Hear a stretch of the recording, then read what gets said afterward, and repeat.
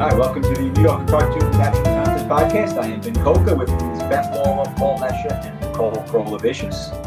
And stick with us for part two. We have an interview with New Yorker cartoonist and cartoonist for Spy vs. Spy, which I used to love, Peter Kuper. I did not know he was Spy vs. Spy until we got him to interview. So stay tuned for that if you're a Spy vs. Spy fan, because I know I was as a kid. But before that, let's talk the winner of contest 991, the knight jumping in a ballet-style dance move over a battle. And to my surprise, Carol Lasky's It's a Dying Art came in last, which was the only caption that I liked. So I think I got robbed here.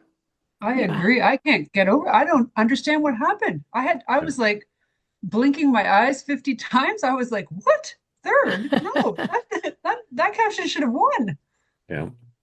Yeah, I think she should have won too. I was shocked by that. Oh my God, we're up against a well choreographed attack. It's just not that good. No. I mean, generally, I want to go for the joke over the pun. So if it was a good joke, the pun will usually get my last vote. But if the other two jokes aren't good, you go for the pun. And I think that's what happened in this case. Well, and well choreographed attack is a pun. Yeah, it's a play on words, or I guess it's a pun. Yeah, you're right. It's a pun. Yeah, it's not a pun like It's a Dying Art. Right. We need Gary on. Gary, yeah. We need Gary Borislow, our pun expert, to weigh in. They both might But I be, know but It's a Dying Art screams pun, and well choreographed attack does not. I was shocked though too. And it's so short. It has the word economy. It's funny.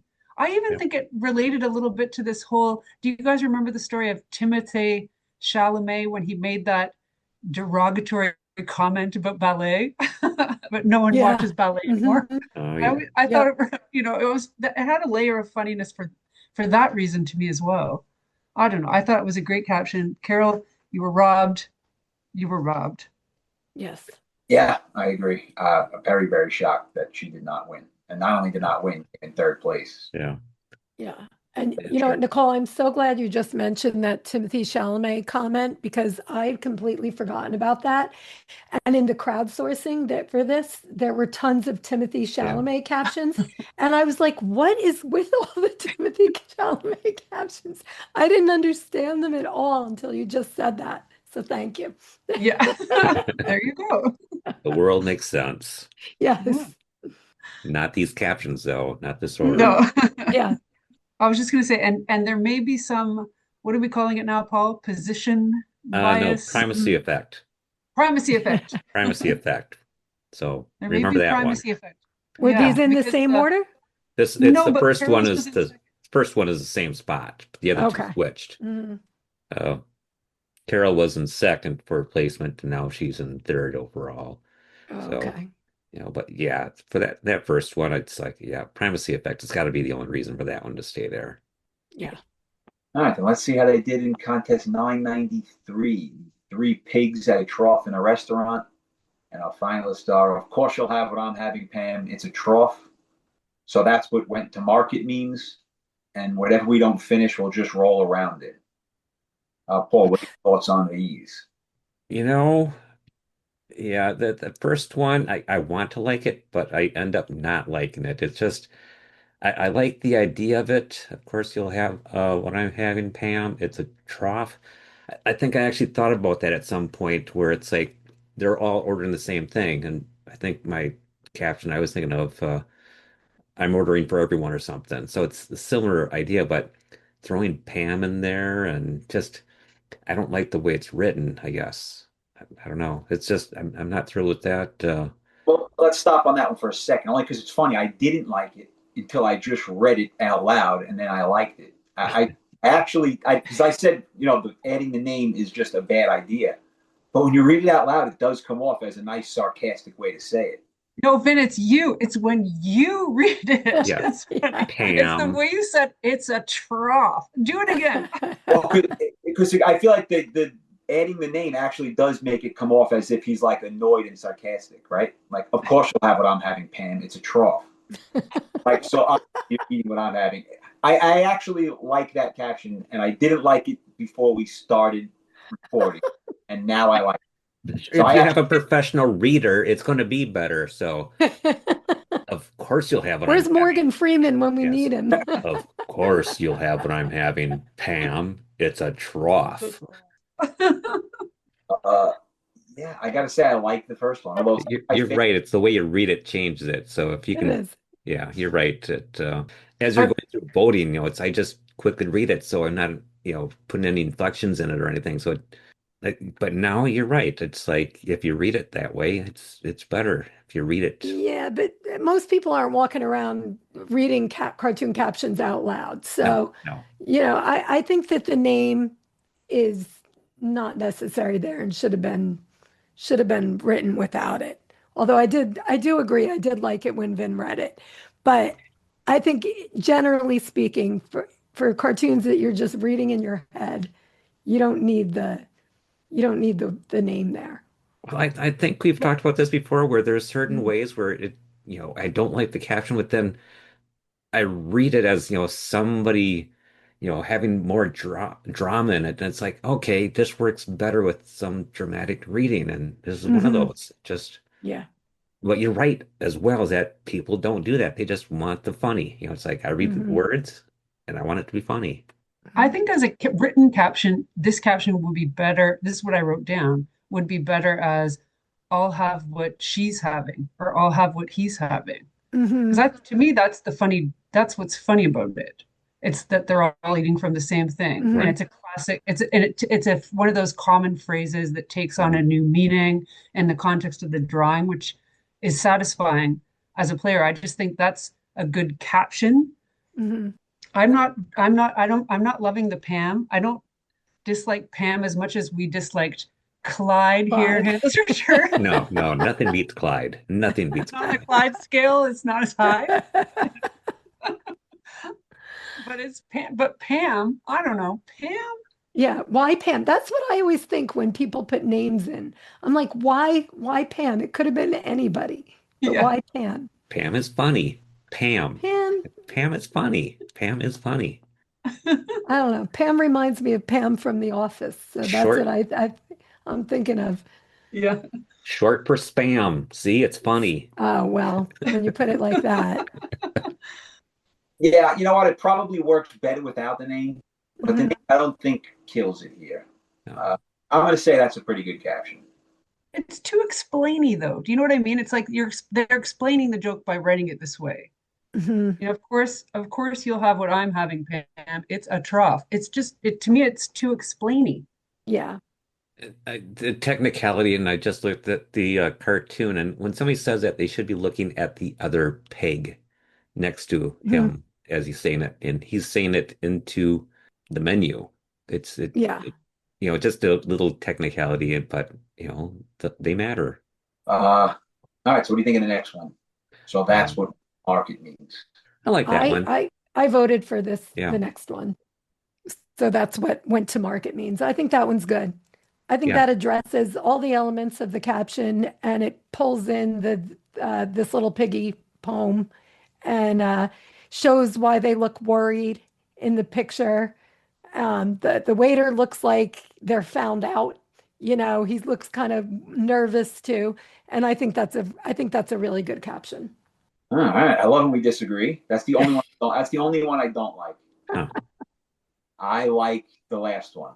Whatever we don't finish, we'll just roll around and is what I'll be voting for. I didn't vote yet, but that's what I'll be voting I don't like that one because pigs don't roll around in their food. That's just something they don't do. I don't get that one. for. They roll around in garbage and They whatever they don't don't eat. roll around. They roll around in mud to cool off. They don't roll around. There may be some of their food in there, but they don't purposely do that. They're just trying to cool off. Mhm. So they're not actually, they don't roll around garbage. I did not know that. Did not Paul, to be honest. I thought they just I grew rolled up in around. Wisconsin and farm country. I know pigs. I'm deferring. I agree though, Ben, that that one's funny. The roll around, even putting aside the technicality, it's like the image of them rolling around and whatever they've just ate is funny. I think it's a funny thought. but I don't like it as much as the second one. I Yeah. thought the second one was definitely the best one. I like the second one too because I it's the darkest one, Yeah. and we love the dark humor. Yeah, it's nice and short and it's dark, which I like, and it works with the image. So it's like, yeah, I'm voting for that one. Hmm. It took me a second though, I have to say, when I read it. It's not a joke that clicked right away, as believe it or not, because I even know the phrase, the song and the rhyme, but I had to pause on it. So Yeah, I it's a think thinker a little bit. there were so many, and I even considered submitting one. I'll be having the roast beef Yeah. captions. There were so Yeah. many of Oh those. yeah, yeah, That this was kind of like a nice change on that same theme. You're right. I did see a lot about staying home, roast beef, and having none. Hmm. Choose when to market. Yeah, I guess that's you get points for choosing the best or the least obvious Right. of yeah. the nursery rhyme. And making it Hmm. dark, that's a winner for me. Yeah. Generally speaking, I like nursery rhyme cartoons too. They're Yeah, funny. yeah. So I'm just kind of gravitating to that one anyway. It's good. I And kind of these like pigs are freaking adorable. Can we just they, talk Yeah, about these pigs for a yes, they are second? very They're They're so cute so cute. pigs. good. they They're certainly. so good. Oh my God, I love them. And I liked my caption for this one. I can't decide between the swill, slop, or lobster risotto. Yeah, I like that too. That's That's good. It good. was just I was working on rule of three, swill, slop, and something that's very much not swill or slop. Yes, Yeah, yes. something fancy. Yeah, Yeah, that's good actually. I like that. not good enough. All right, so how about this week? A You have two turtles. One turtle who's talking to the other turtle has a soccer ball shell and a satellite dish on his shell. I don't like this cartoon. I do not This like it is either. hard. No. Yeah. It just Yeah, feels like they could have had two turtles and one of them could have had a satellite dish, or two turtles and one could have had a soccer ball yeah, shell. Why do you have both? yeah. Makes it Yeah. Having difficult. both made it really tough. It was my guess is a very specific joke was submitted as a caption that got removed. Hmm. Yeah, I mean, the joke was probably about soccer being slow. Watching soccer is slow. I mean, I would assume that's the joke. That's the obvious caption. Soccer's a pretty fast-moving game, though, Uh, well, it's low don't you scoring. think? It's they low run scoring, but it's fast, but fast. it's yeah, they run fast, but it's very very slow to watch. Like Oh, okay. they're almost never at the net, so you're just watching people kick around a ball that never has a chance of going in the net. Right. There was a good daily cartoon this week. I can't remember offhand who the cartoonist Hmm. was, but it was in it with a splash of color. It just showed a soccer field and it was painted in green and it had dots representing the players. And it was a dot, and beside all the dots, it said kick, kick, kick, kick. But then beside the dot for the goalie, it said catch. It's very funny. That's great. I Kick, love kick, kick, that. kick, catch. Uh, so I don't like this cartoon, and I actually submitted already, not because Oh, I like my caption, just because I don't like the cartoon. Uh, and What'd that's you no submit? shade on Fago. I love Fago, but Yeah. it's too this too much here. The soccer ball and the satellite dish is too much. Hmm. Uh, I didn't like it. I didn't even want to play it, so I just submitted. I added the satellite dish so people would stop kicking me. oh, That's okay. funny. Yeah, that's a good way to Made me go. laugh. Yeah, That's good. Yeah, yeah. I You do. I do like incorporated that. both elements, which I'm Hmm. impressed. You did. Yeah. Yeah, yeah. So I submitted that early and was done with it because I really didn't enjoy looking at this. Yeah. I'm done also. I already submitted as well. I remember I liked yours, but I don't remember what it was. Yeah, I submitted Hurry Back with the Screen. The World Cup starts in 2030. Yeah, I Yeah, like Yeah, that's yeah, good. that's yeah, good.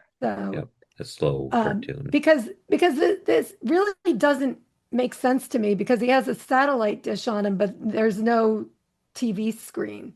So, y what are they watching? Like what's the purpose of the satellite dish? So I was trying to like pull that in and then also pull in the fact that turtles are slow. So they're not going to make it for the World Cup that's happening now. They're going to have to make it to the next World Cup, which I Yeah, had to good. Google to find out when it was. 4 years. Yep, like the Olympics. Oh, okay. I didn't put that together. My household's pretty obsessed with the word World Cup, I have to say. Hmm. I'm like living every time I look, there's a soccer game on the screen somewhere in my house, probably as we speak. Every Um, country other than America loves Hmm. soccer. And I yeah, think America's getting into it. I'm not, but apparently we are getting into it. Hmm. you have a good team. I'm Yeah, gonna say you have a good yeah. team. The cartoonist who did the daily cartoon that I referenced before was Jorge Penne.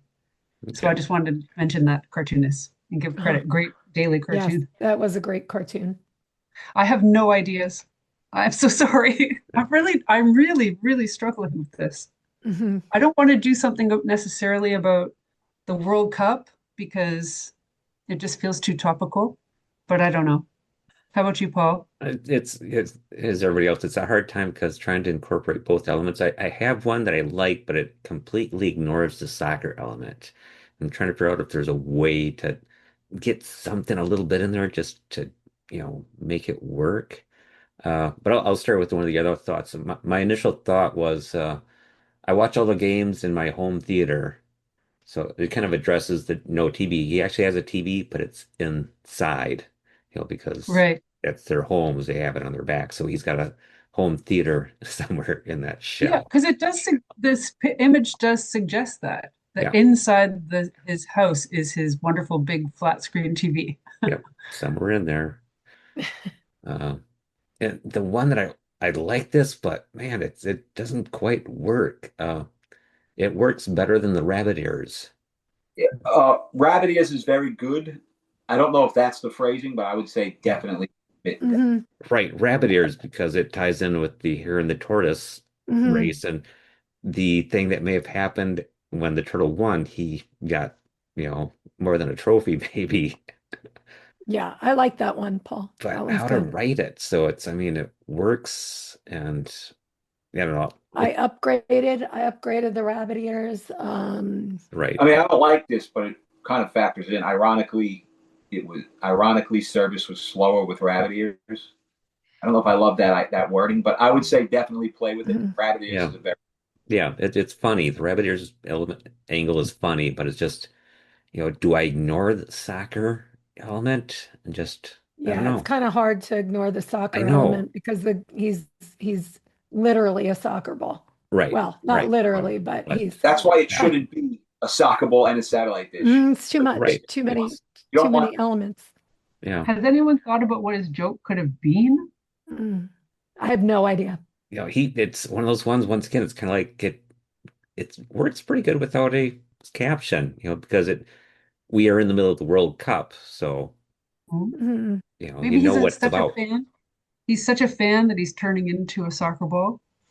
Yeah, I think that getting back to what you said before, Nicole, that you don't want to submit a World Cup caption because it's too topical. The winner of this will be announced while the World Cup is still going Right. on. So I think it's Yeah. okay to do Yeah. that. And I think that Fago's original caption definitely Yeah. had to ha had to have to do. That was hard to say. Had to Yeah. have to do with the World Cup. Yes, I believe Yeah. it was. Yeah. Yeah, you're right. Are they going to pick three World Cup No, captions as no, finalists, no, though? they will not. They'll do one. yeah. But man, it's got to be something with soccer, sports, or something in there. But they've picked captions before where it didn't address all the major elements. If you can just get some Mhm. funny in there, I think that Yeah. you can do it. So yeah, you're right. It's if I can word it succinctly and funny, I think it's a good caption to Mhm. work on. Yeah, 100% go with rabbit ears in Yeah, some. Hmm. Yeah. All right, you want to look at cartoons from the issue? sure. I don't have one, and I don't even remember looking at these. So if someone does, they can jump in. Yeah, I've got a couple of them. Uh, I can jump in right off because there's one that I really love. The Ellis Rosen cartoon of medieval time scene. There's a man, kind of a Genghis Khan looking guy with a hat with horns, and next to him is a guy with a robe that has a staff with a skull on it.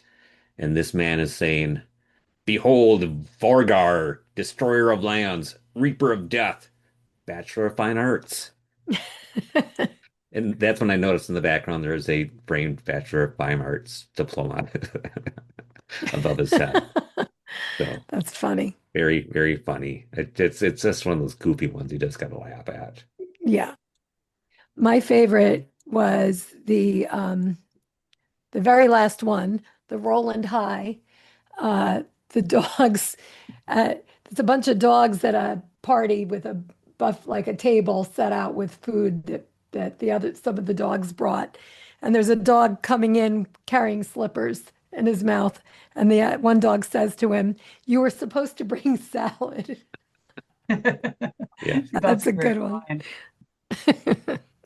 I have two and then a comment. So Nicole, go first, and I'll wrap Okay. up. Okay, I'm gonna pick the Pia Guerrera and Ian Boothby cartoon with the pirates at the bar, but it's the two, they each have a parrot on their shoulder, and the parrots are having a conversation. One of the parrots saying, "I make a joke." A minute later, he tells the same joke and acts like it's his. That's a good one. All right, one that I like, and then we can chat about something. I like the Will McPhail cartoon where it's every seating plan, Yeah. and fun person, fun person, fun person are on one side of the table, and then boring person, and me at the other side of the table. Funny, relatable Yeah. cartoon. An ocean Yes. between them as The well. Pacific Ocean in Yeah, between. the Pacific Ocean in between. It's a relatable cartoon, Hmm. which brings me to the Asher Perlman cartoon, which I feel like he had a great idea, which he often does, and then instead of being able to come up with a joke, he just says the thing. And these are the cartoons I dislike. Hmm. But it's a guy in a doctor's office talking about the covering on the doctor's operating bed. And the caption is, "To keep your body from touching the same surface as previous bodies, we cover the table with this strip of paper that is narrower than all bodies." And I think that's a great hysterical idea. But I don't think you can just say the thing. You have to figure out how to make it a joke instead of just saying the thing out loud that no one would ever. Yeah, Like that's most of his cartoons. He finds a great angle and then just says it. yeah, those are the exact kind of cartoons that don't like at all, and they're so prevalent. They're so prevalent, and I don't know if it's because the editors are taking them that the cartoonists say, well, if they can get it in like that, I'll do it too, and they just keep doing it and they keep buying them, or if it's just like some way of like humor is changing, on the whole, but it's not a good trend. It's just like, your everyday experience, and it's not funny. Yeah, but I mean, I do like what he touched on. It's a funny Yeah. topic. Yeah. Then it's Oh, like definitely. a joke. You can't just say Yeah. like, in other words, my example of it is Matt Ruder also has a cartoon, which I think is doing the same thing, but he found a way to make a joke. Hmm. A guy looking in that hotel room mirror that's like super zoom in, and you can see Hmm. it on your face you've ever had. But instead of just saying, "Stop looking at the giant mirror where you can see every pimple you ever had," he wrote a joke which says, "Remember, we said we won't let the magnifying mirror at the hotel ruin another vacation." Yeah. So Yeah. he found the common experience and then wrote a joke, Yeah. Yeah. which I just feel like is what Asher Perlman didn't do. He found a great idea for a joke and then kind of just said it. And I'm guessing that he submits one of these in his batch and Yeah. is surprised when they pick it. I bet Mhm. you $1,000,000. He's probably like, "Oh, they picked that one?" Well, he knows they take them, and it's like, Yeah. yeah, I'm gonna throw in a couple of those because I know they take them. Yeah, I just am not a fan of that kind of cartoon. I wish that they would stop taking them because they're just, they're really not funny. It's observational humor, a comedian going, that strip of paper they have on the exam table? What's up with Yeah, that? It's right. too Yeah. narrow. Yeah, Yeah.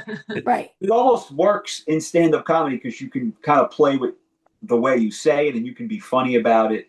But in a cartoon, it's just I'm reading it. Hmm. Yeah, I don't know. I just wanted to point that out. And before hypocrites yell at me, I know that I also have a collaboration of that I did with Amanda. That I now the phone number is pretty much doing the same thing. I couldn't come up with a way to say the joke, so I just said the whole joke. So I have a cartoon like this, so I am a hypocrite.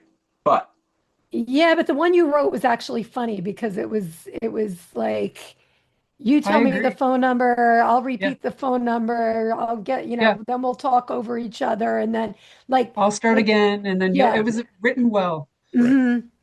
And that's It part of was the written as humor. a joke for that reason. Right. Its length added to the joke because it was Mm, the fact that we all stumble in this awkward way in sequence.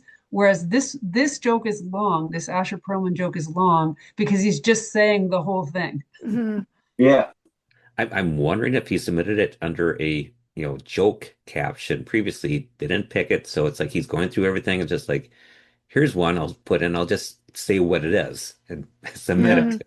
yeah. And I mean, Yeah. look, kudos because he found the funny angle. I never really thought of that. It's a very funny angle, but Yeah, it is. like you can't Yeah. just say it. You have to. Now you Mhm. found the angle. Now make the joke, and it kind Not to mention that paper on the exam tables just rips the second you Oh, sit down on it Yeah. anyway. yeah. So like, what is the point? What right. is the point? The minute you sit on it, yeah, your ass just Yeah. goes right through it because Well, and Carol Lasky and Lynn Sue Yeah. had a great collaboration about that, where Yeah. the paper was I think it was a The crossword crossword. Crossword. puzzle, and Yeah. Hmm. yeah, Which was and the great. nurse was saying while you wait or something like that. It was great. It was Hmm. visually, and the idea was wonderful, Yes. and that was a great angle. Yeah, I love that one. Yeah, super creative. Speaking of long captions, there was a funny caption in the crowdsourcing this week. I can't find it right Oh, now, Beth, I saw but it. It was it Yeah. went funny. on and on about the cashier talking about her daughter or Yes, her kids or whatever it was, and hysterical. it was like literally like 6 sentences long, and it was so funny. I So saw that. I'm kind of hoping that that's I a agree. finalist because that was like a long caption that was perfect. Yeah, because he's standing there with all the groceries overburdened, and she's just oblivious to how Yes, Hmm. much struggle. And yes. she's just, I can't, I remember seeing it too, something about Jenny, I think, or Jenny. like Yeah. Jenny name. was the Yeah. daughter's Speaking of name. names, Yes, yes. we just shot down Pam, but oh my God, that Jenny Well, caption cracked me up. Jenny was necessary in Yes, this agree. caption, but Yeah. Yeah. it It's was it's very funny. I'm not seeing it right now. I'm trying to look through, but it's one of those captions that it's like, yeah, I read it. And it's like, oh, I would love this to win. And Yeah. no, I would hate to have this win because it's like, oh, people write Well, in long captions and I'd have to go through voting and read long yeah. captions. No. Well, it's Well, I kind of mean, an it's anti-caption, kind of. It's Yeah, like almost like it is it's like anti-cap. it's an anti-caption, but one of those it reminds me of remember those guys that used to run the Instagram account? They don't have it mhm, anymore. It's called Radosh, Shitty New Yorker. Radush, or whatever his Yeah, name was, Radosh. yeah, Shitty New Yeah. Yorker captions, and they were Mhm, so funny, and they were just mhm. ridiculous. Like they would never Yeah, pick them, but they right. were Yeah. hilarious. This Hmm. one reminded me of that. Like they'll Yeah. never pick it. They probably shouldn't pick it, but it really was funny. Oh God, I think they should pick it. I think it Yeah, was so funny and It it worked won't fit. perfectly. It won't fit under the cartoon for the print edition. It won't fit. They can make it fit. There's been long captions Not before. that long. It Oh my won't God, it was fit. so funny. the yeah. length of The it is length was the thing. that is. I'm looking at the cartoon, and a giant caption would be hysterical here because all the guy wants to do is Yeah. get his receipt and get the hell Yeah, out. he wants Guys, to get out of there. guys, I found it. Can I Okay. read it out? Yes, I yes, just Okay. read went it through out. crowdsourcing just now on my phone. I'm just gonna, it's so long. And Jenny, she's my youngest. She's in college already. Can you believe it? A freshman. Where did the time go? It goes so fast. You got to savor every moment, don't you? Because one day you blink and they're all grown up. They have their own lives. They don't need you anymore, but you have to let them go, you know? I think that's what life is about, knowing when to let go. And you know what? I'm still learning at my age. Can you believe that? I'm still learning, but it's not easy knowing when to let them go. Do you know what I'm talking about? So funny. It's very It's good so because good. she's I don't know if you oblivious can to what see on she's my phone. saying. Yeah, It's he's just, so, and she's like, I'm still learning at my age. Oh my God, can it's you so believe it? perfect. Oh my God, I I laughed and laughed when I read it. I so badly hope that they choose that. It's such a winner. It's so I know. funny. Oh my, and it's so out there and different than Yeah, anybody else's Hmm. captions. It's so good. Whoever wrote that, kudos because yeah, it's awesome. I Yeah, agree. You'll never be a finalist, but you got a kudos from us. That's where it goes. Yes. Oh, I have my Thumbs up. fingers crossed. I am hoping it's going to be a finalist. I know. It's so, and Indeed. it's perfect. The length is perfect because the guy's standing there with Yeah. all his, it's so funny Yeah. with the image. It's great. It's great. I love it. I love it. And like the guy is like sweating, and he's just like, Yes. get me out of here. He's So standing good. there. Oh my So God, it's so good. So anyway, we'll see what happens with that next week, but I'm hoping. All right, with that, we will jump in here to our interview with Peter Kuper.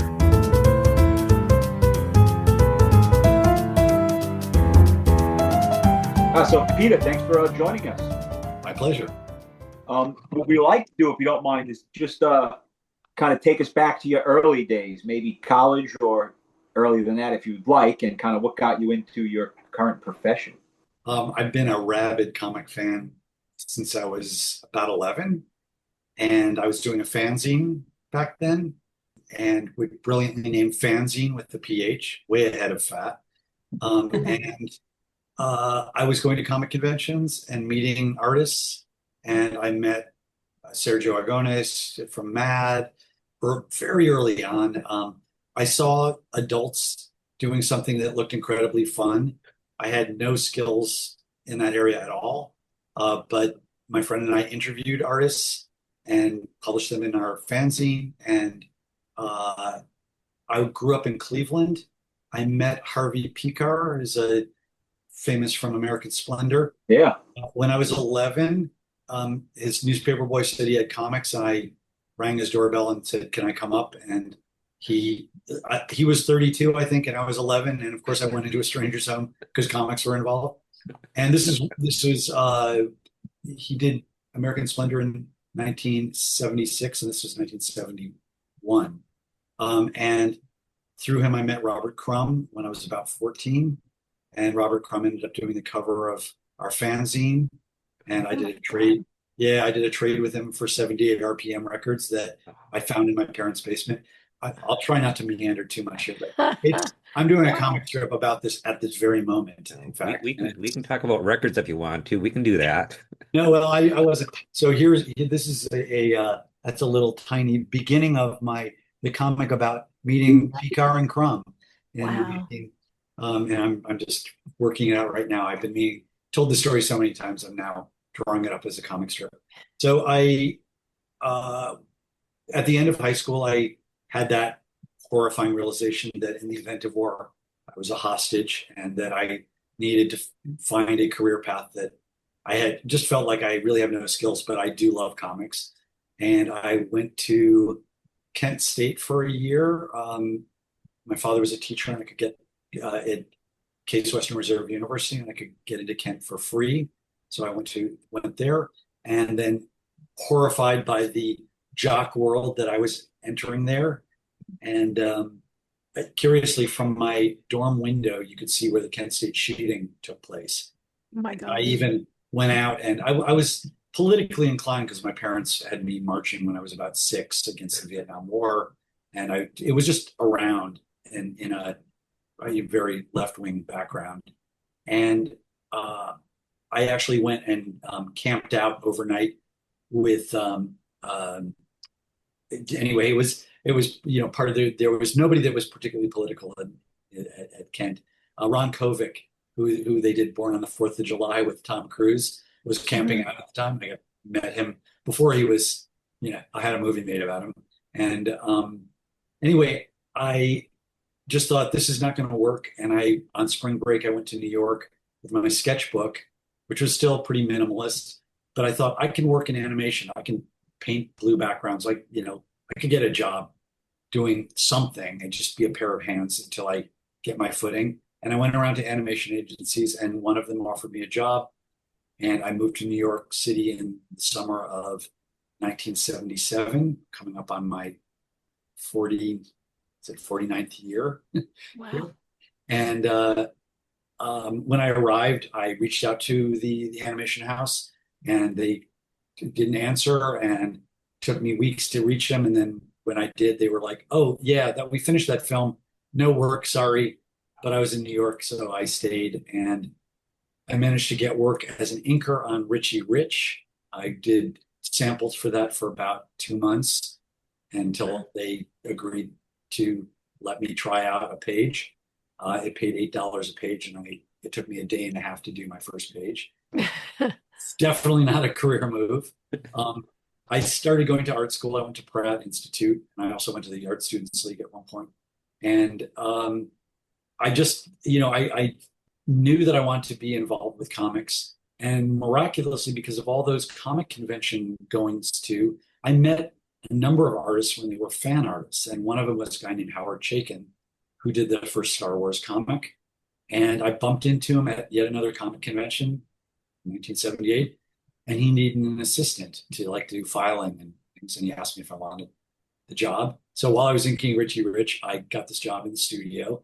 And in the studio was another guy, Walt Simonson, Jim Starlin. These are all, if you're a comic nerd, you would know who these people were.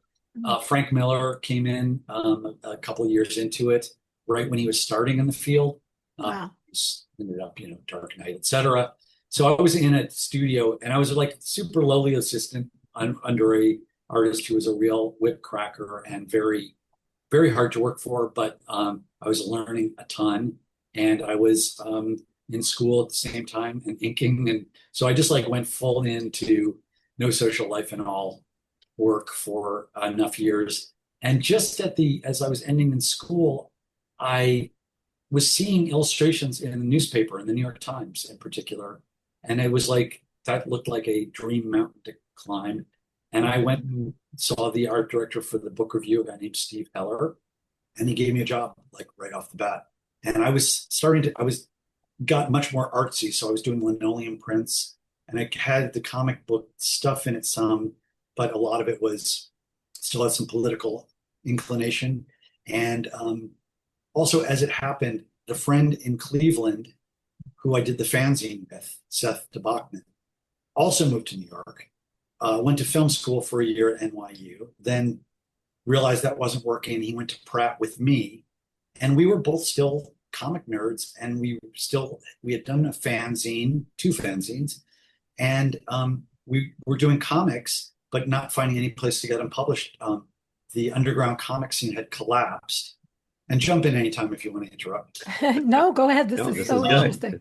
So Ronald Reagan was heading towards the office. We were both, again, politically inclined, horrified by the direction the country was going in. There was an Iran hostage crisis in 1979. It helped get Reagan elected. And so we thought, let's do a magazine. We were having trouble getting our longer political comics published because the underground comic scene, which had developed through distribution in head shops and, I don't know, Indian clothing and patchouli stores and things like that, had collapsed. They shut down the head shops. Record stores carried underground comics. People like Robert Crumb were selling 1 million copies of Zap, and the Fabulous Furry Freak Brothers were, really big sellers, and that all just disappeared right when we wanted to do more political comics. Wow. And so we, having done a fanzine, we decided we know about self-publishing, and we just gathered our own dough together and saw a lot of other art we loved. And so we started this magazine. And because Ronald Reagan was about to be president, the title World War III Illustrated seemed appropriate. And so that, we put money in to make the magazine happen, issue after issue.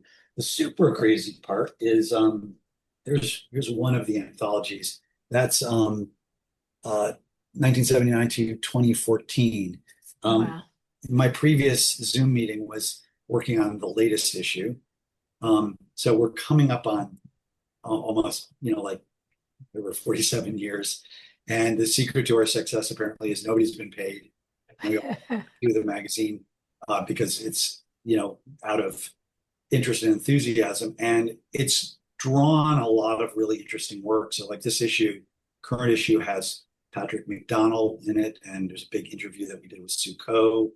And there's a lot of, I can draw from the illustration world and cartoonists. Barry Blitz done work for us. And it just, as I have this connective tissue that I reach out to other artists to do that. So that's an ongoing project. That's amazing that you've There you had go. that going that long. Was that your artwork on the cover, what you just No, held up? no, actually, that's Eric Drucker, Oh, now yeah. regular New Yorker cover artist Yep. who started Yep. in World War III. His first book was serialized in World War III called Flood, and it went out from there. And like bundles and bundles of people have ended up having their careers, graphic novel careers, blossom from getting their first things published in Right. World War III. And it's one of the ways that, as much as frustrating as I feel about, like we talked about, certain issues that they're just coming around again. It's just a circle. We talk about environmental issues for a very long time. Mhm. That we have, on the other hand, built careers, and so it's just more on a micro basis than the bigger picture of wanting to change the world. But it was a place. I always felt frustrated about. It always seemed like there were these generations, the Beat generation. They all like these things that coalesce. The underground comic people, Crumb and Gilbert Shelton, and it's Zap and this team of artists, and it's like always felt like that was always some other generation, this Summer of Love, shadang, and then I realized that what happened with those groups is that they formed them, and so in a certain way, that's what we did with World War III, and it's been a way to interact and create a community among artists that are like-minded and want to address these issues. Wow. It does strike me too, because we've interviewed so many cartoonists now over the years where it seems like there's so much fodder for art in cartooning dealing with the anxieties of the world. That's probably why my latest book is called Wish We Weren't Here, Postcards from the Apocalypse. Right. Just saying. Oh my gosh. Yeah. No, I mean, yeah, a lot of staring into the abyss, but I feel like in cartooning, and I love doing things about, flowers and drawing nature and, pretty things. I wish there were more smiley face in it, but I feel like so utterly compelled to respond to what's going on that it's, I don't know. It's maybe the only way I can work at this point, but it doesn't mean that you can't change it up. And there's so many different angles to come at that. And I think New Yorker cartoons so often manage to talk about things, huge, important things, and be, give you a little air so that you don't feel totally depressed. There's a lot of approaches to this. You can, and I've tried probably all of them. The punch in the face approach, where you're really like, look at this problem, and you're, this is horrible. I've done life drawings in Gaza, and that, I haven't, but I'm saying that when images like that, and then there's different, sometimes a gentler approach. My book, which it just casually fell on top of the desk upright, Insectopolis. I wanted to ask you about that. It's just it's amazing how that happened. Yeah, it's so strange.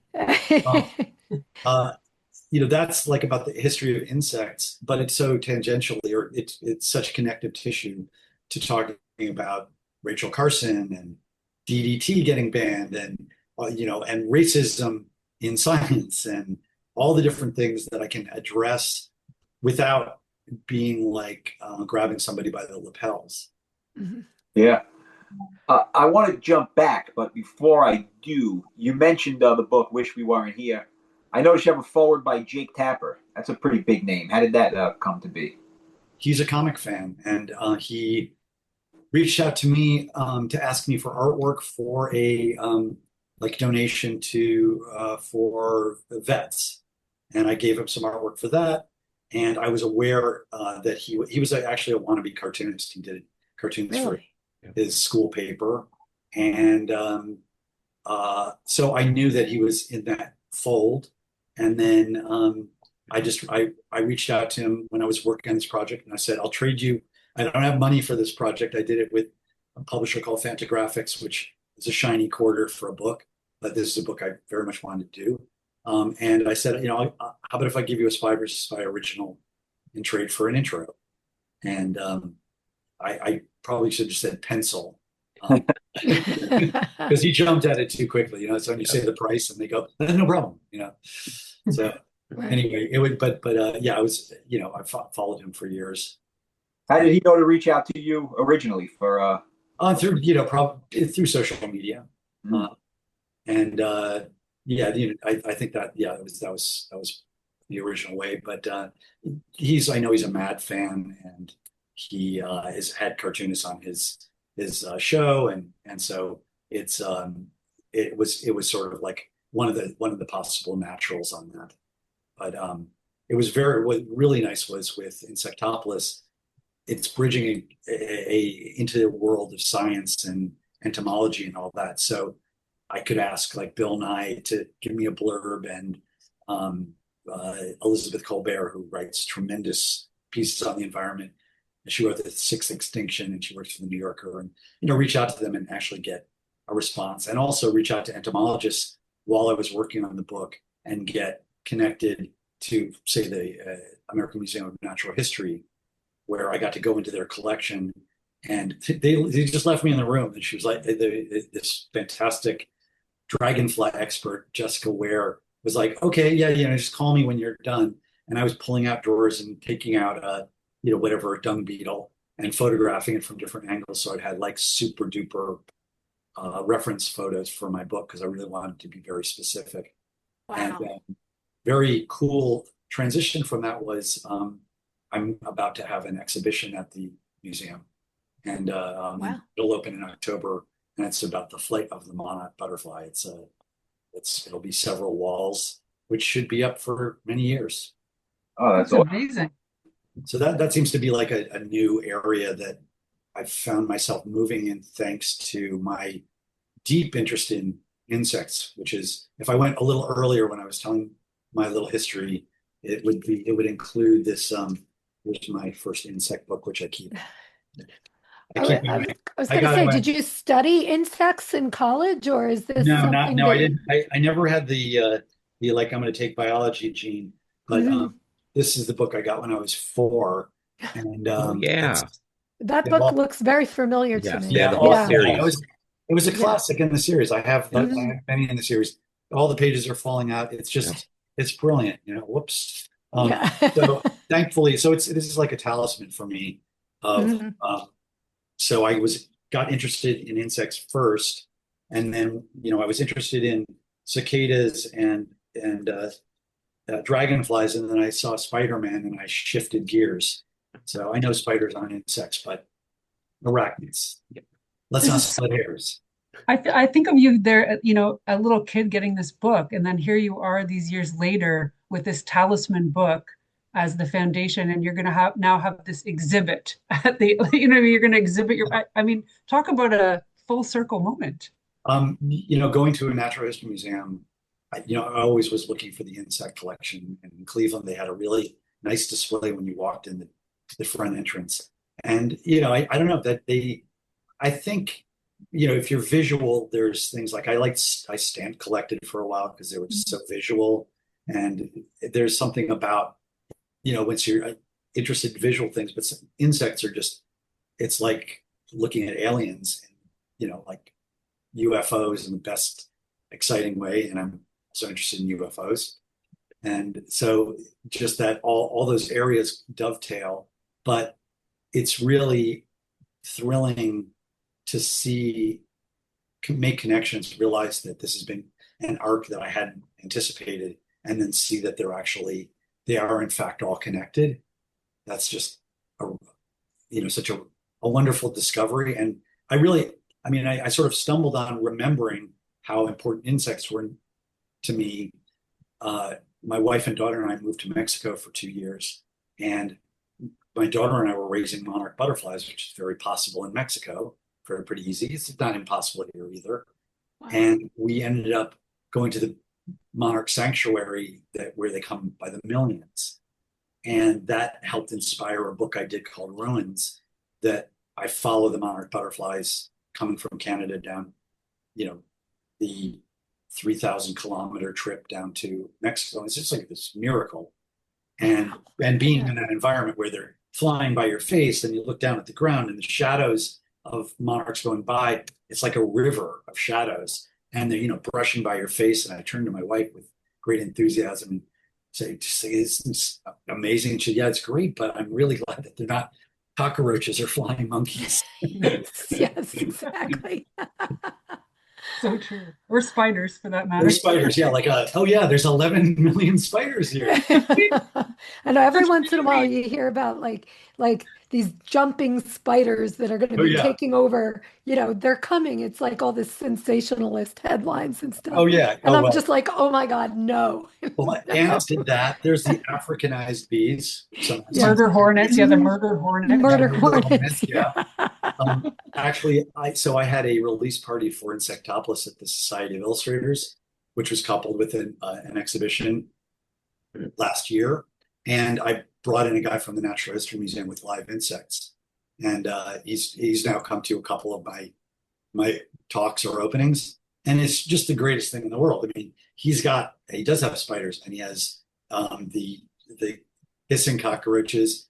And, there's a group of people that come over enthusiastic, people that are totally horrified. I'm hoping with this book, I will make some converts to, if you don't love them, that you at least don't stomp on them first. Yeah. Like recognition of look, they are actually making the world turn around. And without them, we would literally disappear. We cannot survive without insects. They're aerating soil. They do like a million things. You'd have dung everywhere if it weren't for flies and dung beetles. Right. It's really essential, and they are just like people generally just respond by killing. Yeah. Everything has a purpose, right? I mean, I mean, even I've been called a mosquito apologist, which is maybe going a little far, but you have to note that mosquitoes are necessary in the food chain for fish and frogs, and amphibians eat them, and that would cut off birds eat them, and they also pollinate. Right. Like a small percentage of them are carrying malaria and all that, and they're carrying malaria. They're not the malaria creators. It's blame the microbe, not the right. So to back up a little bit, how did you end up getting involved with Mad Magazine? One of those weird small miracles. I did a book for DC Vertigo called The System, and it was a long, wordless graphic novel. And I thought that's what they saw. But anyway, while I was working on that book, I had been, as an illustrator, using stencils and spray paint in my work, which was completely crazy. But I'm talking about cutting stencils, enamel paint. I had a spray booth, gloves, a mask, the whole thing. I experimented with a lot of styles over the years. It's been part of just the development. I'm very, I get bored very easily with a style or direction. And so I keep on shifting around. And that used to be a detriment because our directors wanted to know what style they were hiring and not having change in the middle. But I got on a road for stencils and spray paint, which is very successful as an illustrator. And MAD is associated with DC. They were in the same building. I mean, actually owned by the DC Warner Brothers, which is now, I guess, AT&T and I don't know, Paramount. They asked me if I wanted to try out in 1996. And I almost turned them down on the spot. I was like, this is somebody else's characters. Why would I want to do that? I grew up with it, of course, but I've kind of moved on from that. So they said, well, we'll pay you for a tryout. And so I was like, okay, what's the worst that can happen? I'll get $600. So I did it in stencils and spray paint to completely push them away, assume that would take care of the problem. And they'd go, thank you very much. But it turned out, of course, had I wanted the job, I would have never gotten it because I would probably slavishly mimicked Antonio Prohias, the Cuban artist who created it in 1961, his style. And instead, I did something very alternative, but still looked like Spy vs. Spy. And as soon as I started drawing them, I was like, this is in my DNA. And in fact, I'm so interested in wordless comics, and it's because of Spy vs. Spy. That's probably, Spy vs. Spy first, Sergio Aragonés along with that. And that's why I've ended up on this road. And that's another one of those connective tissues thing that I keep on sort of rediscovering. Wow. The same thing happened with New Yorker cartoons. I'm really, really big fan of New Yorker cartoons. And in fact, when I first got to New York, I was pitching New Yorker cartoons. I did that for many years to Lee Lorenz and never got anywhere, pitched covers, did the whole thing.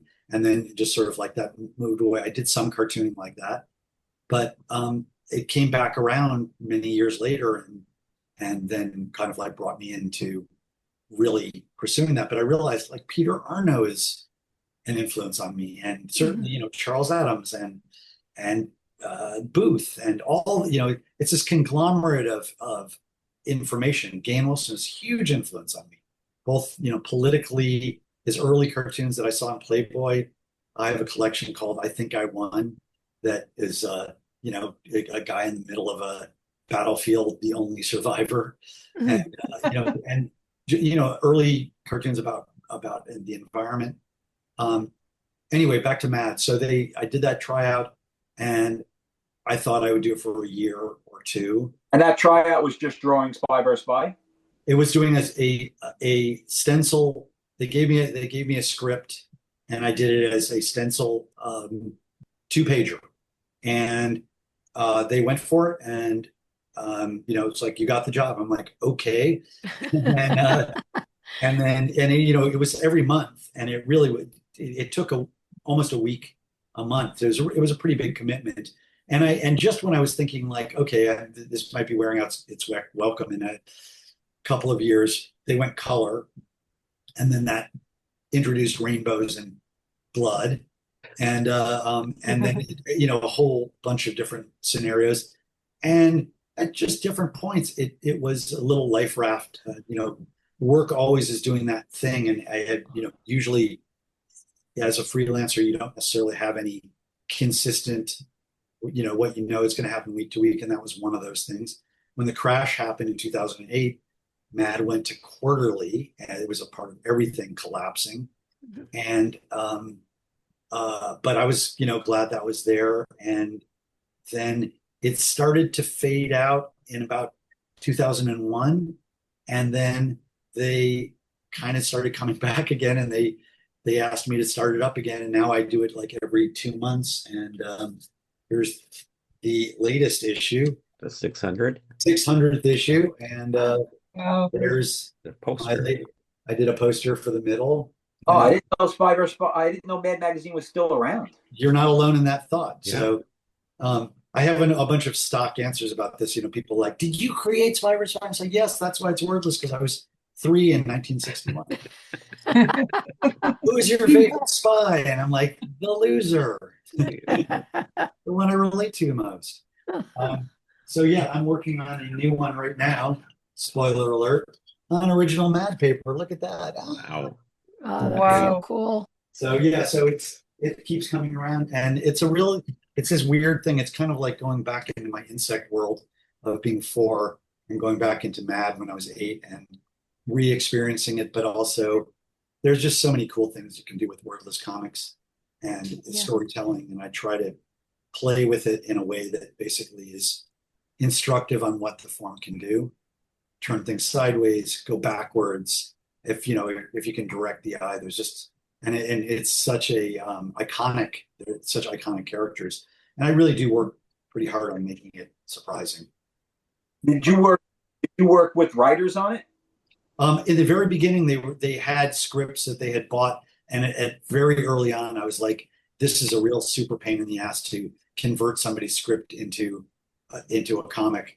And so I pretty quickly said, "I can write these. I'll do that." And it was hard. I mean, there was a while. I'd be pitching ideas. I had a number of ideas that piled up that they didn't go for, and if it's like pitching now. It's like pitching to the New Yorker. You pitch a ton of ideas and things don't go, and it's a lot of time to do that.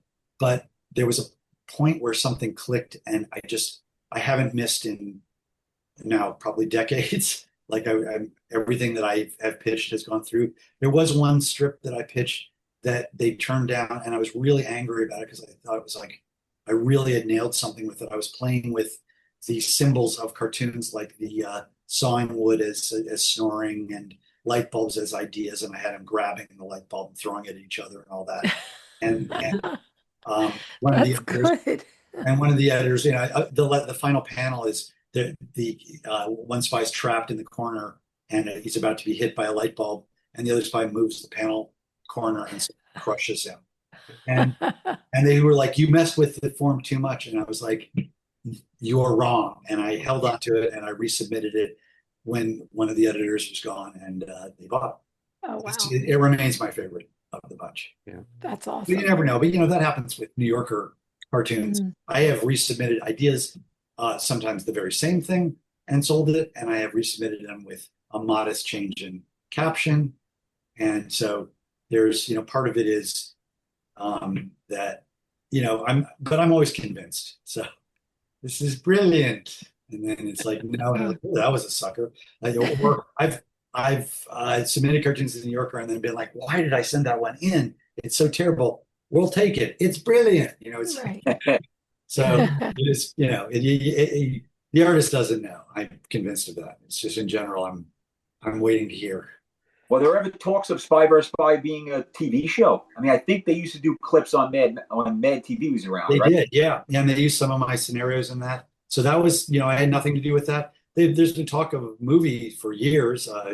Ron Howard optioned it at one point, and that would probably change the dynamics of people being aware of it, interested. It's definitely a dying breed. Like it's the same way with, magazines like The Nation, where it's getting grayer with time and people who subscribe to Matt are dying off. But I still, it's the gateway drug to my other work at comic conventions. And I still insanely go to places like the San Diego Comic-Con and have a table.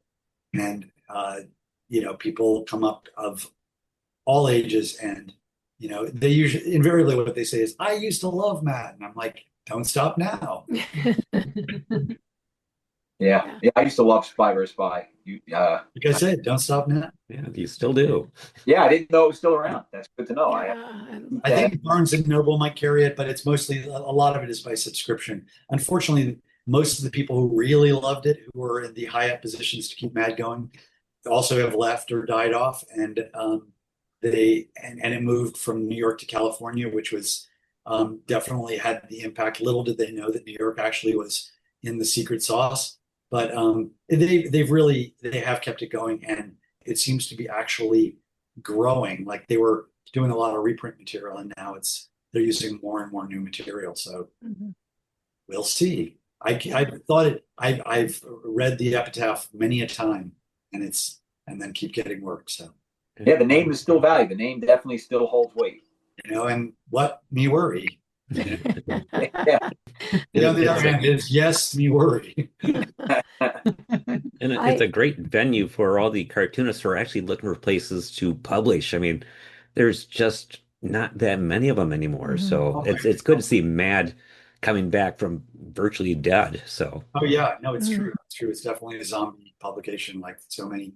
No, I mean I not intentionally have managed to spread out like this whole thing where I'm moving into museum shows, and that I didn't plot that occurred in this strange natural way.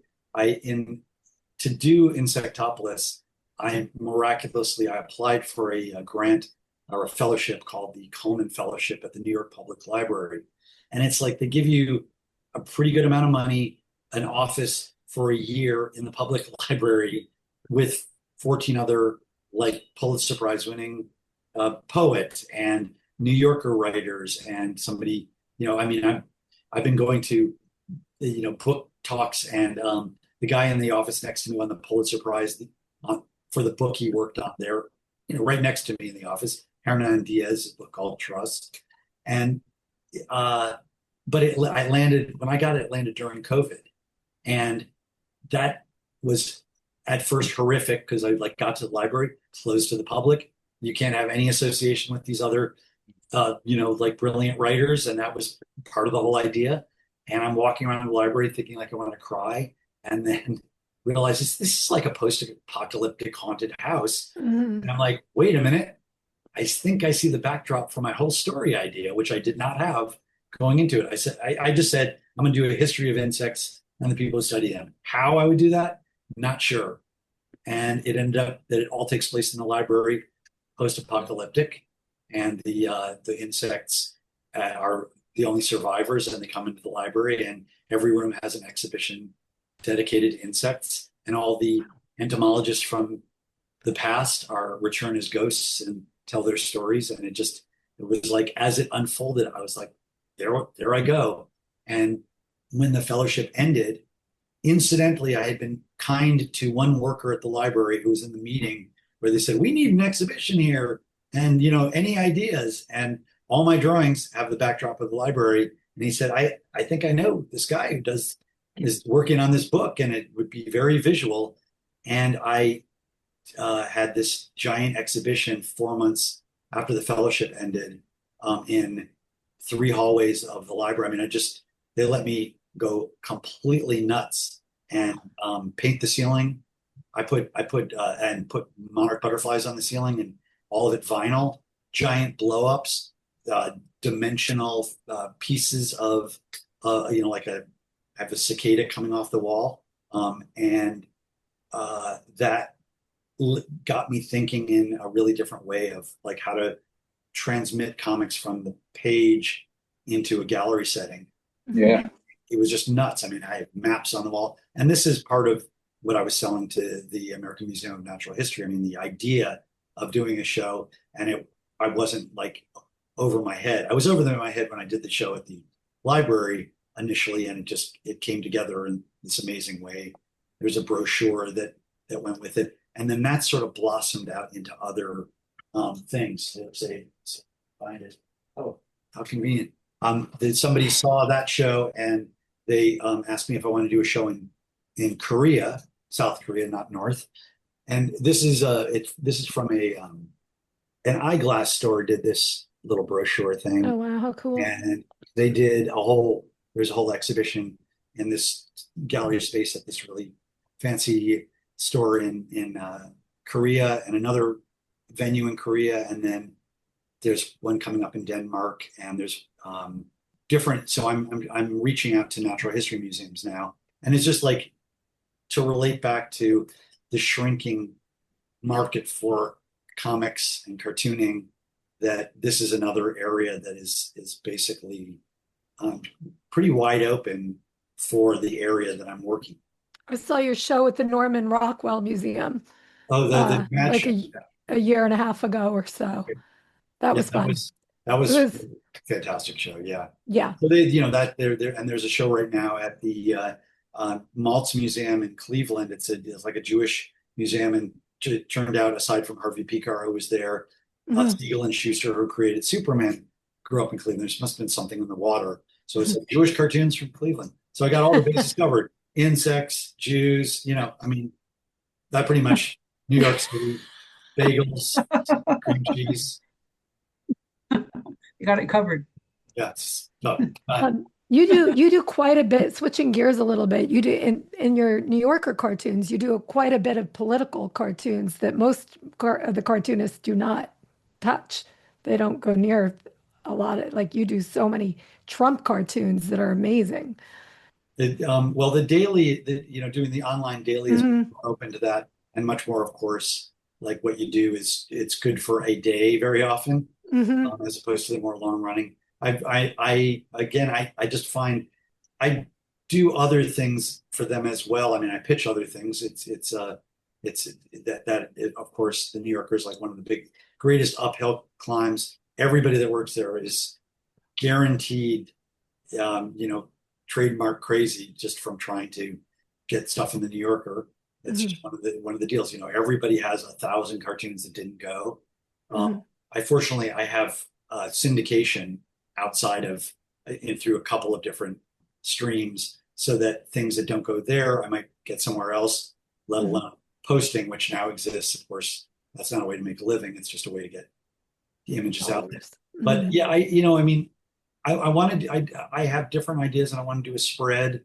And if I have an idea that is not political at all, I'll pitch that as well. But when I sit down to cartoon, especially these days, I just feel very often like I'm wasting my time if I don't do something that's relating to what's going down, because I feel like, and I'm probably, potentially endangering myself if things get as bad as I fear they will by the kind of cartoons I do. As Colbert, I mean, I was saying pretty early on that the canary in the coal mine is going to be the talk shows, and if Colbert or Kimmel goes, you'll know that it's now time to get a dual citizenship.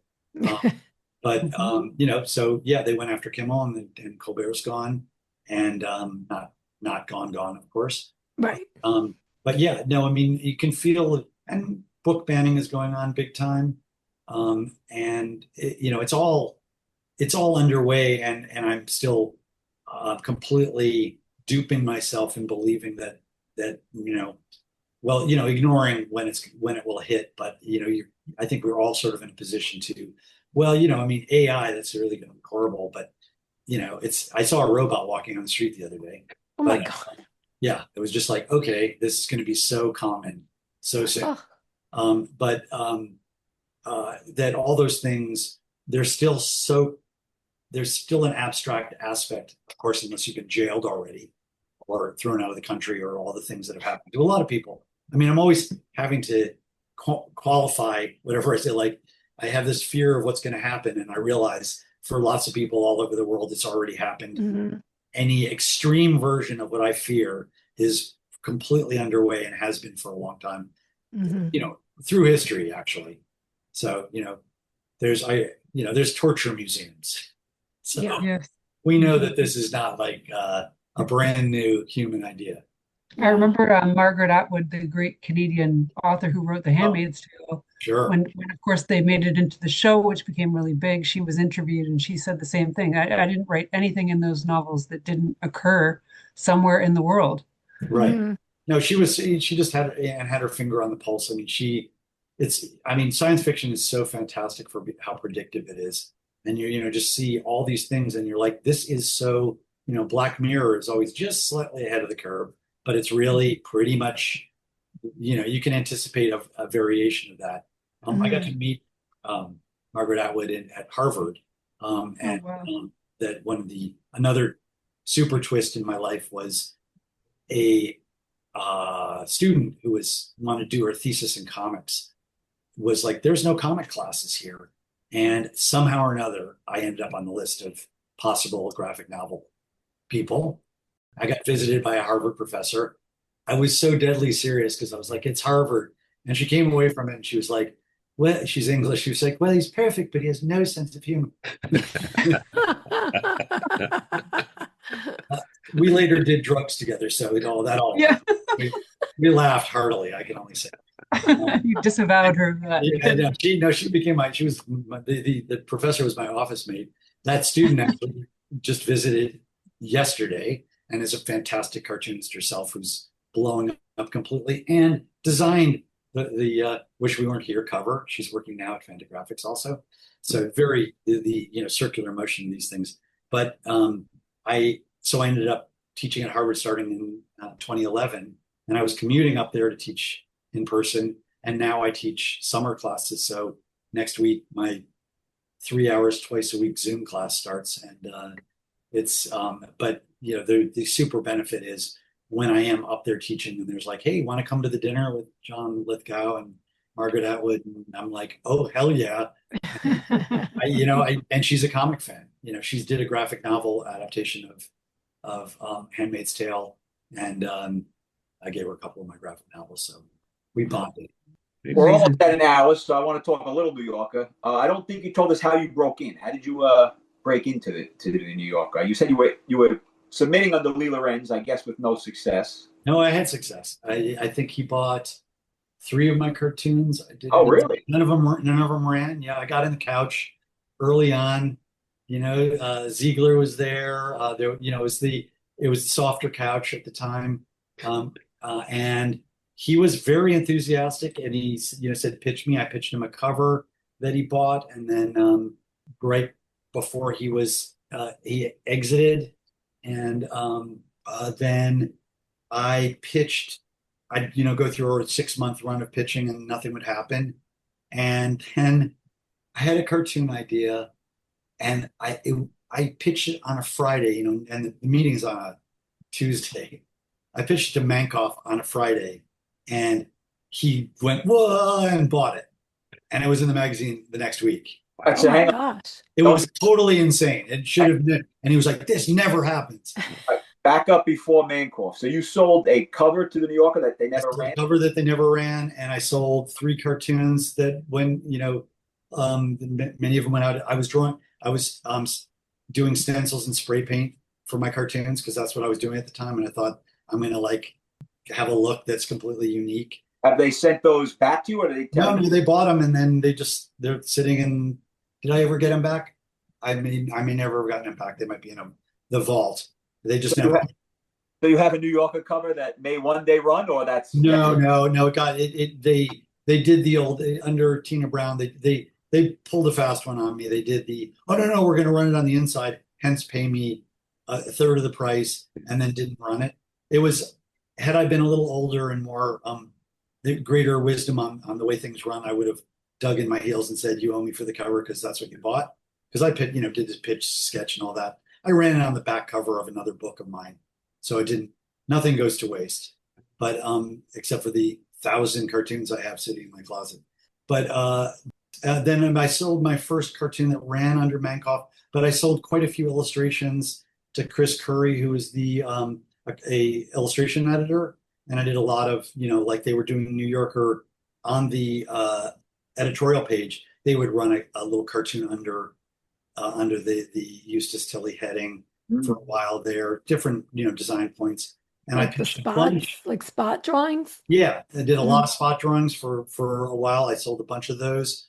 So I started there in, I think, 1994. Oh, you know what? I sold a double page spread to Lee Lorenz that ran called Masks of the Urban Jungle. And as you'll notice, so there are masks on my wall here in the background. So this one here, was that decaf, that's hangover mask. This one down here is constipation. Lame poetry reading. My favorite is the parking space hunt. And so I did those as drawings, and then I was in Bali and I did the designs on paper and gave them to mask makers, and I had them draw them up as carve them. So that's amazing. Those are real. That's those what are a real wonderful masks. Those idea. are all. Yeah, I painted them after the fact. They did them in raw wood. This one, Peter, honestly, just pause for a moment. Do you sleep? Do you sleep? That's my question. Exactly. I do sleep, but I do work 7 days a week. So, Okay. I sort of slip it in now and again. It's not. The drudgery is I do have deadlines. Like I do a weekly strip for Charlie Hebdo, the French magazine, and in fact, Wish We Weren't Here is a collection of these are all. Each one is a single 4-panel cartoon that ran in Charlie Hebdo originally, and then I syndicate them here. And I did that for Charlie Hebdo like that for 5 years, and now I'm in my 6th year, and it's a weekly strip, so it's just constantly coming around. And now just to mess with me, they asked me to do mini biographies of horrible people. So I've done, like Peter Thiel and Eric Prince was my last one, and Laura Loomer, and I do these 4 panels, wordless, and a little text about these horrible people. And oh my gosh, that's funny. It's a much bigger lift, but it's an area that I'm interested in, so I don't mind it. And it's having a weekly strip is one thing, and then I syndicate them out and I post them as well, so they get in the week and Truth Dig and a lot of things. I'm syndicated through Kaggle. And also I get on cartoon collections. So there's, the way you make a living as a cartoonist is this, for me, it's, a shotgun approach. And that has been, graphic novels periodically. Insectopolis took me 5 years because I'd been working on the strip for Charlie Hebdo. And while I was waiting for Insectopolis to come out, I was able to put together this and not, that was existing work, although of course it still took months to put together. And and I'm just sort of like always vaguely thinking about some kind of other project that I could do. But yeah, we're working in the evenings sometimes too. but I am married still for 40 whatever years, very tolerant wife. And I have a daughter of 29 years who lives upstairs. And this is my studio. I have a separate apartment, and she lives upstairs in the same building. Nice. Well, you can definitely tell you are in your right field. Like this passion that just oozes out of you for what you're doing. I think it's great. Well, I mean, this is one of those things, as a teacher, I talk about these very things, like identify your passion. And so like whatever it is, what I mean? I didn't even remember about insects until much later. I did an adaptation of Kafka's Metamorphosis, which was on the fish toe in the water. And that served me extremely well in the long run, because it was when my career crashed at one point, it got into some, like 3 pages got into a textbook, and so I got royalties from that right when I was working on a graphic novel that had been paid so little that it was like about 4 months worth of pay, and it took me 3 years to do the book. So I was like, okay, and I was getting that look from my wife. So surprised that most cartoonists are or should be divorced, but it just seems it's a very hard slog for the partner to watch I went to work today and I stared at the ceiling and came up with no ideas, but I'm back home, what's for dinner? And then the next day walk in, boom, got the idea. Or the spouse is in the idea. Or the spouse is in the idea, super angry and wants to divorce you. You know that argument we had last night? It's now a great cartoon. It's now, yeah. You saved me, honey. Yes. Yeah, thank you. No, that happens an inordinate number of times, especially with like Spy versus Spy.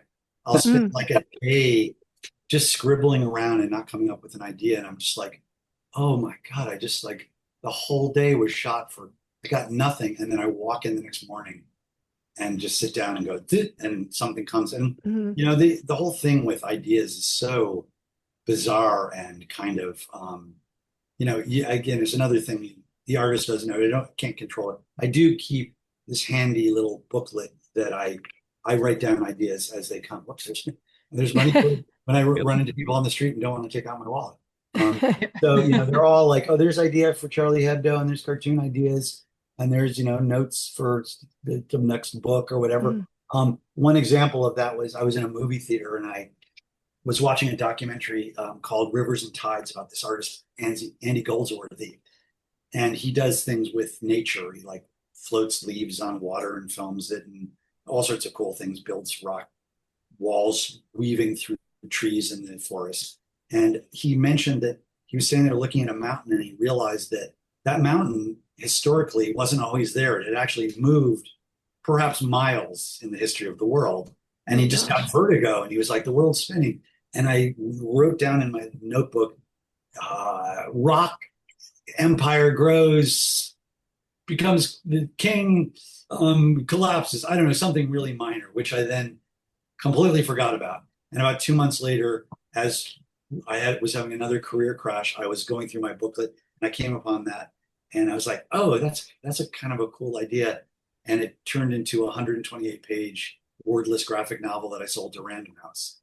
Oh my gosh. And that is like one of those ideas that just like ship.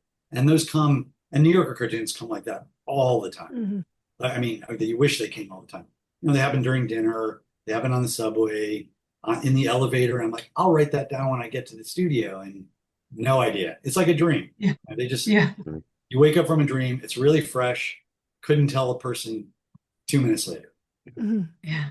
Yeah. You remember you you got to did keep it. those notebooks. Yeah. I have like 100 of them.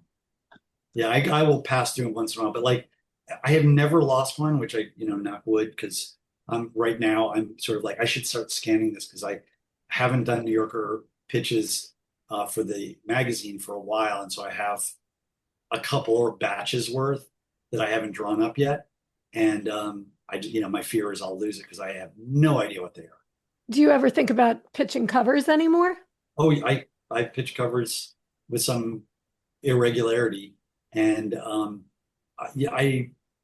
it's an ongoing thing, and I don't think I have my foot in the door on that. but I pitch nonetheless. And I pitch things to, I pitch full pages, and I've gotten a few sketchbook things in there. I did a thing actually while I was at the library. I did a thing on this cicada group X coming. It was the Brood 10, when there was like 2 groups of cicadas coming at the same time, and I have them all riding the subway and rowing in Central Park and climbing the Empire State Building, and that was a full page in there. And I've done a few different things like that. So I'll periodically pitch. I have a pitch in right now for a sketchbook page. Nice. But one of the first things I say, what I say in my first class, I talk about failure, and just you have to appreciate that anybody that you see that you think is doing well has. I have probably 3 graphic novels that got quite far that never flew. I have an entire animated show that I had a 1.5 years in with HBO, got right up to, got voiceovers, I had, oh wow, Pamela Adlon did a voice, and Billy West, who ended up on Futurama, did. I was like right there in the pitch, flying out to LA, and it was all going to be autobiographical, all about me as a cartoonist. It would have slammed, and they shut down their animation department and it was heartbreaking as I turned 40 and had a new kid, and it was very difficult. Yeah, you have to get used to rejection. and you have to the key is you get rejected, like on a daily basis. I've gone through the pitching 5 days a week for the daily, and then a batch on Tuesday. And you have to think the next morning when you wake up and are pitching the idea by 9 a.m. to find out at 9:30 or not hear anything for the daily, that it was a brilliant idea, and the next one's going to be brilliant, or not. But just that sort of gathering yourself together again and recognizing that that's going to come along. And that's really the red line between people who succeed and don't, is like, if you get knocked down by that, it's problematic. Yeah. You can also, be, on Prozac and be super depressed. And a lot of, I'm sure, stand-up comedians are, a lot of people are on drugs to fight with depression, and they do a great job. Be funny at the same time. Yeah. How do you feel about the caption contest? I enjoy it, and I'm not sure how much I followed where I said I think this one would be the one, and then whether it turns out to be the one. I've rarely but occasionally pitched for the caption contest, and I've been in the caption contest I don't know, 3 or 4 times. A few times, yeah.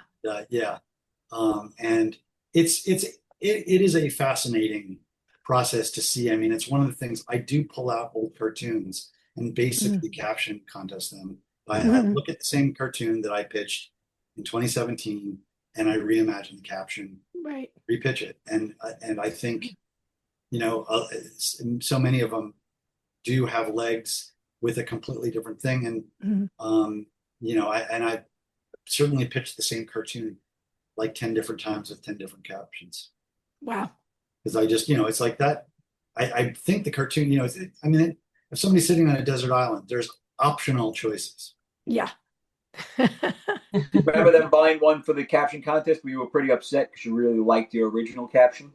No, but I have had where I've sold cartoons where I had an original caption, and I worked with Lawrence Wood on a few cartoons. Like, I forget, we connected, and he's brilliant, and he just comes up with that angle that you're just like, an early cartoon I had the guys sinking in quicksand, 2 guys sinking in quicksand, and I had some caption for it, and his caption was "Thank God for the elephant."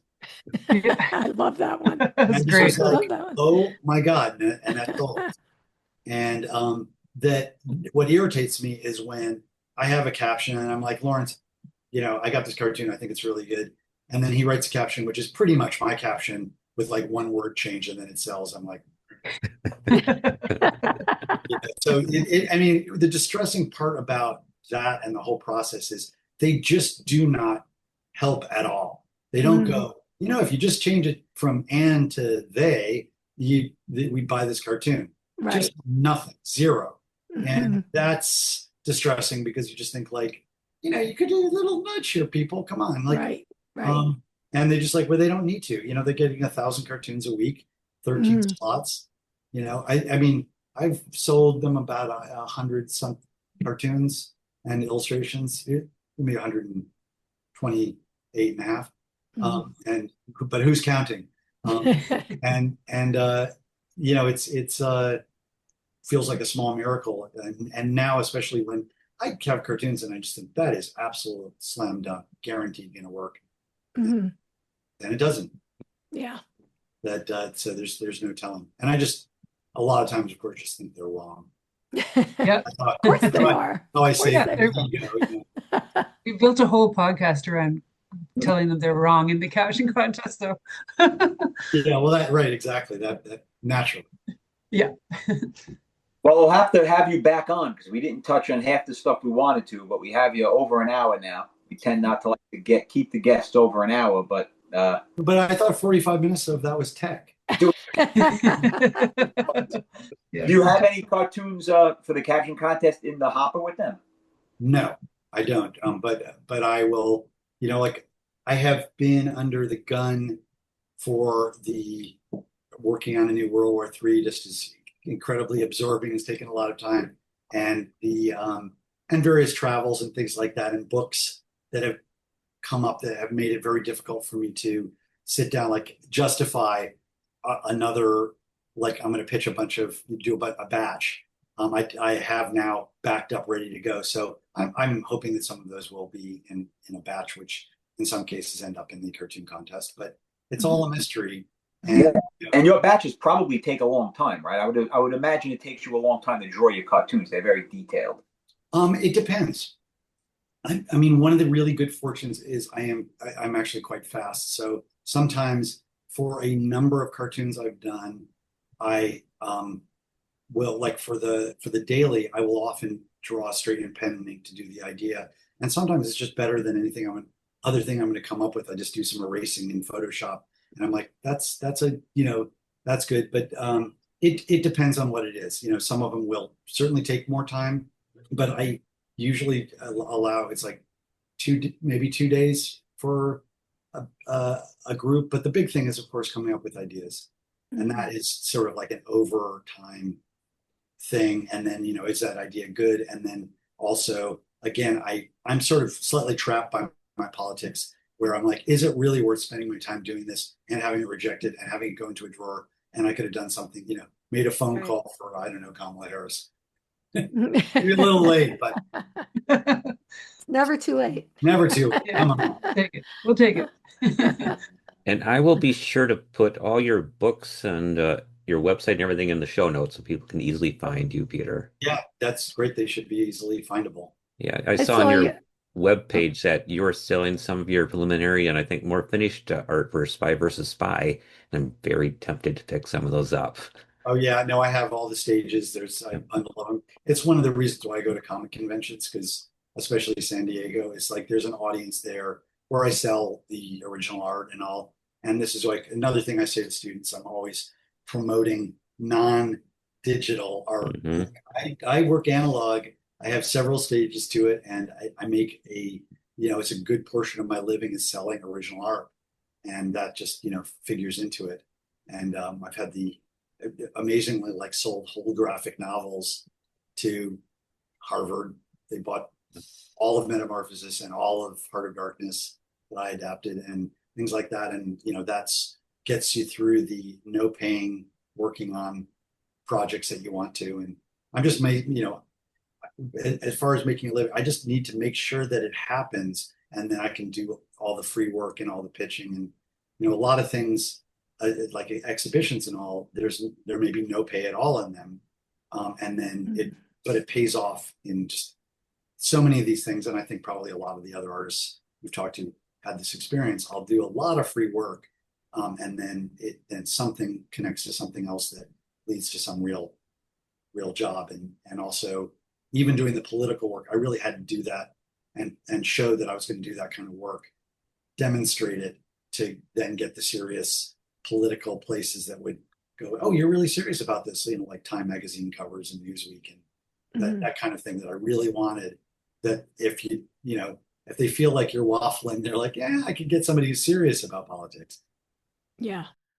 Oh, hopefully you have a cartoon stock or the New Yorker Caption contest, because we would love to have you back here. That would be grand. I'll aim for that as a career goal. Or we'll just have you back on for no preparation at all. Part one. Part two. Yeah, exactly. Yeah, the second time we have cartoonists on, we generally like to take them through the caption contest and get your thoughts on the captions. So I'd love to do that. So hopefully we have you on again in the near future. Okay. Well, thanks for having me in the first place. Yeah, this was great. Thank you. Thanks for joining us. This was great, Peter. Thank you so much. Good luck with the book.